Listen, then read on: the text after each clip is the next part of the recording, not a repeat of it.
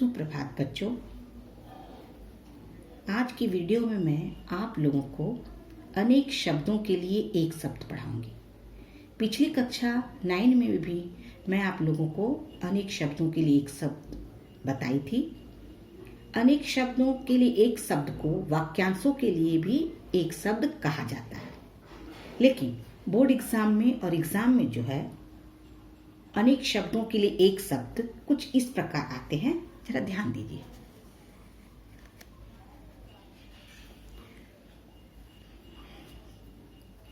कोष्टक में दिए गए वाक्यों में निर्देशानुसार वाक्य परिवर्तन कीजिए। जैसे देखिए, लिखा हुआ नंबर 1 में, राकेश बहुत मेहनत करने वाला लड़का है। तो इसके कोष्टक में क्या लिखा हुआ है कि रेखांकित का एक शब्द लिखते हुए वाक्य पुनः लिखिए। इस प्रकार से सवाल आते हैं। अब यहाँ पर रेखांकित क्या हुआ है, बहुत मेहनत करने वाला। अब इसके लिए हमें आप लोगों को एक शब्द लिखना है। तो आप क्या लिखेंगे? राकेश बहुत परिश्रमी लड़का है, मेहनती लड़का है। राकेश बहुत मेहनती लड़का है, राकेश बहुत परिश्रमी लड़का है। अब नंबर 2 देखिए, सुरक्षा विभागों द्वारा अधिकतर बातें गुप्त रखी जाती है। यहाँ पे देखिए, रेखांकित क्या है? गुप्त रखी जाती है। और इसमें क्या सवाल लिखा हुआ है कि रेखांकित शब्दों के लिए एक शब्द लिखकर वाक्य को पुनः लिखिए।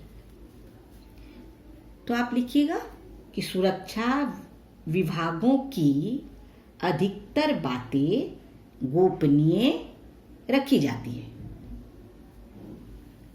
नंबर 3 देखिए, केरल में अनेक देखने योग्य स्थल है।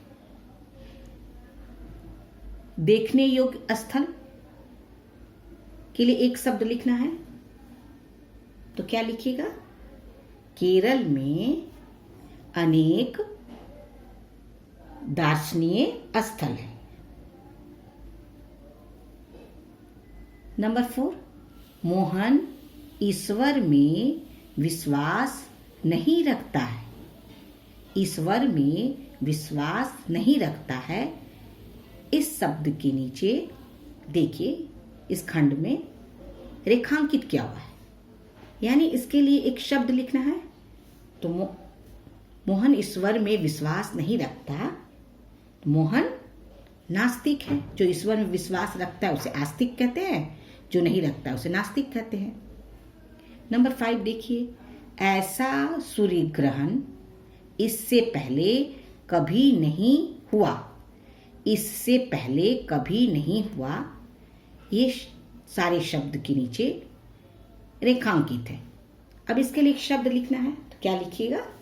ऐसा यह सूर्य ग्रहण अभूतपूर्व था। तो कुछ इसी प्रकार के सवाल आते हैं एग्जाम में, बोर्ड में। उसका आप लोगों को अभ्यास करना होगा। तो मैं आप लोगों को वाक्यांशों के लिए एक शब्द या अनेक शब्दों के लिए एक शब्द की कुछ सूची बता रही हूं। इसे आप लोग याद कीजिएगा स्पेलिंग के साथ। इधर देखिए, जो कुछ भी न जानता हो, अज्ञ। जो थोड़ा जानता हो, अल्पज्ञ। जो बहुत जानने वाला हो, बहुज्ञ। जो तीनों कालों को जानता हो, त्रिकालदर्शी। काल का मतलब होता है समय, भूतकाल, वर्तमान काल, भविष्यत काल। जो तीनों कालों को देखने वाला हो, तो त्रिकालदर्शी। जो भाग्य अथवा दैव को जानने वाला हो, दैवज्ञ। जो विशेष ज्ञान रखता हो, विशेषज्ञ, वह स्थान जहाँ कोई मनुष्य न हो, निर्जन, जो पहले हो चुका हो, भूतपूर्व, जो पहले कभी ना हुआ हो, अभूतपूर्व, जो पहले हो चुका हो तो भूतपूर्व, जो पहले कभी ना हुआ हो, अभूतपूर्व, जिस स्त्री का पति जीवित हो, सधवा, जो पढ़ने योग्य ना हो, अपाठ्य, जो भूमि पर निवास करे, स्थलचर, आकाश में घूमने वाला नभचर, जो मांस मछली खाता हो, मांसाहारी, जो मांस मछली न खाता हो, शाकाहारी, व्यर्थ की बहुत बातें करने वाला, बाचाल, पीछे पीछे चलने वाला, अनुचर, अनुयायी दोनों लिखा जाता है, जो आंखों के सामने हो, प्रत्यक्ष, जिसका कभी विनाश न हो, अविनाशी, जहाँ चार रास्ते मिलते हों, चौराहा, जिसने इंद्रियों पर विजय पा ली हो, जितेंद्रिय, जिस पर विश्वास किया जा सके, विश्वसनीय, जो कठिनता या कष्ट से किया जा सके, दुष्कर, पहले जन्म लेने वाला यानी बड़ा भाई, अग्रज, अपने ही सहारे पर चलने वाला, स्वावलंबी, बाद में जन्म लेने वाला यानी छोटा भाई, अनुज, जिसे देखा ना जा सके,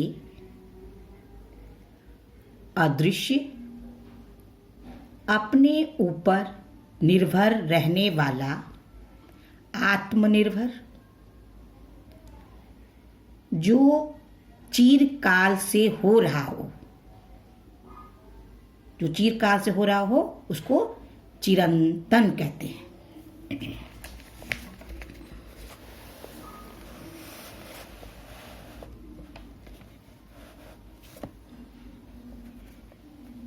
इधर देखिए, वह यंत्र जिससे दूर की वस्तु देखी जा सके,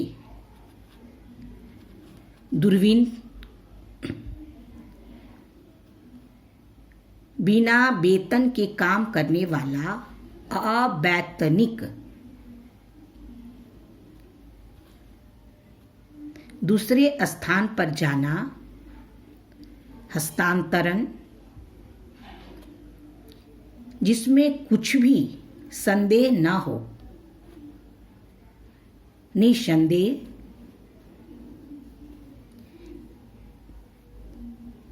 जिसका उल्लेख किया जा सके, उल्लेखनीय, ईश्वर में विश्वास रखने वाला, आस्तिक,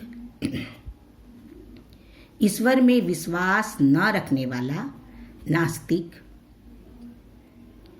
हाथ की लिखी पुस्तक, पांडुलिपि, जो पत्रिका हर 15 दिन के बाद निकले, पाक्षिक, जो जानना चाहता हो, जिज्ञासु, जो कल्पना से परे हो, कल्पनातीत। धन्यवाद चिल्ड्रन, आप लोग यहाँ तक अभ्यास कीजिएगा। अगली वीडियो में मैं आगे बताऊंगी।